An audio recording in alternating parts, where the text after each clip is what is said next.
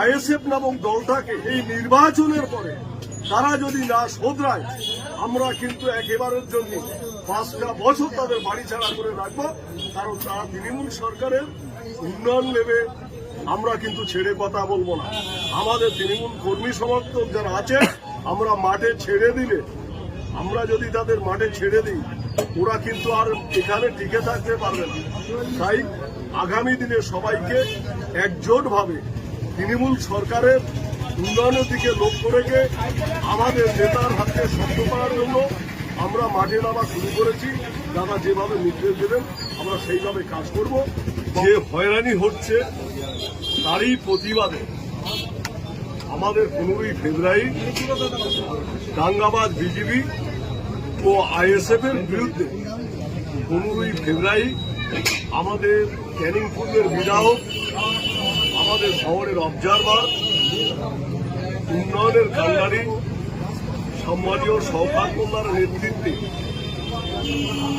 বাংলার মুখ্যমন্ত্রী মমতা ব্যানার্জির উন্নয়ন ও অভিষেক ব্যানার্জির যে সমস্ত উন্নয়ন নিয়ে যে বাতাবরণ চলছে, আমরা আগামী 2026 সালে হাওড় থেকে আইএসএফ নামক দলটা তাকে উৎখাত করার জন্য আমরা এখন থেকেই মাঠে নেমেছি।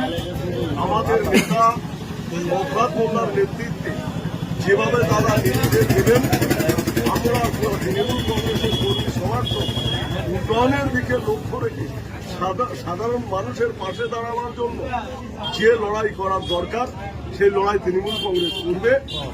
যেহেতু আইএসএফ একটা খুনি দল, সন্ত্রাসবাদী দল, মিথ্যাবাদী দল, 2021 সালে ভাওড়ে ক্ষমতায় আসার পরে উনি বলেছিলেন আমরা ভাওড়ে বেকার যুবকদের চাকরি দেব, হাতে বই খাতা কলম তুলে দেব। সেই বই খাতা চাকরি তো দূরের কথা, তাদের হাতে গাদা গাদা বোম মেশিন, পিস্তল সহ এইসব সন্ত্রাসবাদী করতে গেলে যেটা জিনিসপত্র লাগে আগ্রহ সেটাই তুলে দিয়েছে। তাই সাধারণ মানুষকে বলতে চাই, আগামী 2026 সালে যে নির্বাচন আছে সেই নির্বাচন আপনারা প্রত্যেকেই বক্তব্য শুনতে পেলেন। একজন ব্যক্তি যেভাবে হুঁশিয়ারি দিচ্ছে, যেভাবে বক্তব্য দিলেন, আপনারা প্রত্যেকে শুনতে পেলেন। এই যে বর্তমান সময় এত হুঁশিয়ার দেওয়া, যে আইএসএফ যা করবে তাদের ঘরছাড়া করে দেওয়া হবে, তাকে ঘর থেকে বের করে দেওয়া হবে, যেভাবে হুঁশিয়ার দেওয়া হচ্ছে, আপনারা প্রত্যেকেই সেটা শুনলেন। আমি প্রত্যেককে বলবো যে আইএসএফ করা ব্যক্তি যারা আছেন, যারা মানে জনতা উন্নয়ন পার্টি যারা করছেন, প্রত্যেককে বলে ভিডিওটা বেশি শেয়ার, লাইক এবং সাবস্ক্রাইব অবশ্যই করবেন। আমি প্রত্যেককে যারা হকের প্রতি যারা থাকবে, আমি প্রত্যেককে ভালোবাসি এবং প্রত্যেকের জন্য হকের প্রতি আমি কথা বলে যাব। তো যে কথাগুলো বললো আপনারা প্রত্যেকেই শুনতে পেলেন। তো আমি বলবো ওই ব্যক্তিকে আমি লক্ষ্য করে বলতে চাই যে আইএসএফ করছে বলে তাকে ঘরছাড়া করবেন, কিন্তু যখন আপনার মৃত্যুর যখন সময় যখন হয়ে যাবে, আল্লাহ পাক রব্বুল আলামিন যেদিন আপনার মৃত্যু যেদিন দেবে, সেদিন তো আপনাকে ঘর ছাড়া আপনাকে এমনিতেই হতে হবে। তা আপনাকে কোনো নেতা আপনাকে ঘরে আনতে পারবে? তো আপনি টিএমসি করছেন বলে আপনাকে ঘরে রেখে দিবে? তো ভালো করে একটু বিবেচনা করুন। তাহলে আপনি আগে নিজে লিখিত দেন যে আমি সারা জীবন জীবিত থাকবো, আমি টিএমসি করছি বলে আমি ঘরের মধ্যে সারা জীবন থাকবো। আপনার নেতারা, আপনার বাড়ি পরিবার সবাই আপনাকে ঘরে রাখবে, আপনি একটু লিখিত দেন। তো কোনো দিন দেবে না। আজ নিজের মানে আত্মীয় স্বজন, নেতা মন্ত্রী কেউ আপনার সাথে কবরে ঢুকবে না। কবর হচ্ছে আপনার আপন বাড়ি, কবর হচ্ছে আপনার আপন ঘর।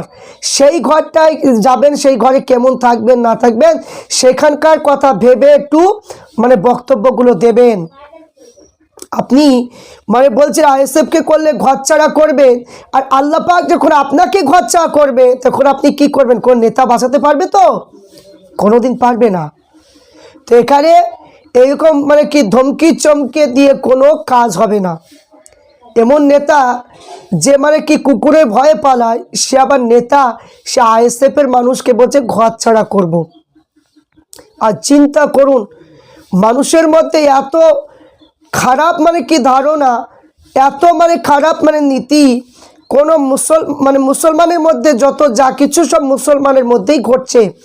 একটা দেখান তো, যারা বিজেপি করে, যারা অন্য সম্প্রদায়ের মানুষ, যারা অন্য ধর্মের মানুষ, যারা সুকান্ত মজুমদার, শুভেন্দু অধিকারীদের যারা দল করছে, বিজেপি দল করছে, এই বিজেপি দলে মানুষ তারা কি ওরকম কথা কোনো হিন্দু ঘরে মানুষকে কি বলেছে? কোনো হিন্দু ভাইকে বোনকে কোনোদিন বলেনি যে আমাদের বিজেপি দিচ্ছ না বলে তোমাদের ঘর থেকে তাড়িয়ে দেব, তোমাদের সরকারি প্রকল্প বন্ধ করে দেব, এইরকম কোনো বক্তব্য কোনোদিন শুনতে পেয়েছেন?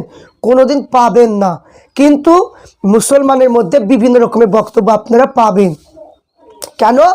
এরা বেশি বুঝে, এরা বেশি বুঝে। সবাই সমস্ত নেতাগুলো জেনে গিয়েছে মুসলমানদেরকে সামান্য কি যে 4টি মুড়ি বা 1 বান্ডিল বিড়ি দিলেই তাদের মাথা গরম হয়ে যায়। মুসলমান কেমন, মুসলমানের নীতি কেমন, এরা সবাই জেনে গিয়েছে। এই জন্য কিছু কিছু মানুষ এরা তুলে ধরেছে যে এরা জানে যে মুসলমান কেমন কি, এরা সবাই জানে। এই জন্য বেশি আমাদের খাটাতে হয় না, অল্পতেই আমরা কি এমনভাবে রেগে যায়। মুসলমান সবচেয়ে রাজনীতি বেশি বুঝে। তা আমি বলতে চাই এই রকম কাজগুলো করা, এই রকম কি হুমকি চুমকি দিয়ে কোনো কাজ হবে না। তা এখানে যে পীরজাদা নওশাদ সিদ্দিকী ভাইজানের যে দল যারা করছেন, ভাঙড়, ক্যানিং, সারা কি পশ্চিমবাংলায় যারা আইএসএফ দলকে করছেন, আমি প্রত্যেককে বলবো ওই রকম ভয় চয় দেখে কোনো কাজ হবে না। কারণ প্রত্যেক মানুষ জেনে গিয়েছে যে আমাদের নেতা, যোগ্যতম নেতা হচ্ছে পীরজাদা নওশাদ সিদ্দিকী ভাইজান। এখানে আমরা যতটুকু জানি যে তিনি মানুষের যেভাবে কি কথাগুলো তুলে ধরছেন, মানুষের হক কথাগুলো তুলে ধরছেন, পার্লামেন্টে গিয়ে যে কথাগুলো তুলে ধরছেন, মানুষের জন্য, গরিব মানুষের জন্য, পিছিয়ে পড়া জাতি ধর্ম বর্ণ নির্বিশেষে পিছিয়ে পড়া মানুষের কথা ভেবে তিনি যে দলটা করেছেন, সেইভাবে তিনি কাজ তিনি করছেন। যতটুকু করেছে ততটুকুই আমরা এতেই খুশি, আমরা বেশি কাজ দরকার নেই আমাদের। কিন্তু এখানে আমাদের একটাই কি প্রয়োজন যে আমাদের একটা চেয়ারের 4টি পায়ে, 2টো পায়ে আমাদের তৈরি করতে হবে। তাহলে মুসলমানের উপর যখন কোনো আক্রমণ হবে তারা পার্লামেন্টে গিয়ে সেই কথাটা তুলে ধরতে পারবে। আমাদের এটাই প্রয়োজন। আর এখানে যা চলছে, যারা এই সমস্ত উল্টোপাল্টা যারা কথা বলছে, তারা মুসলমান নেতা হচ্ছে, তারা পার্লামেন্টে গিয়ে কোনো কথা বলতে পারে না। যারা বাবরি মসজিদের বিরোধিতার কথা বলে, যারা নওশাদ সিদ্দিকী ভাইজান একজন কি উচ্চ বংশের মানুষ, তার নামে বিরুদ্ধে কলঙ্কিত লাগাতে পারে, ওই সমস্ত মানুষগুলোকে আমরা ধিক্কার জানাই।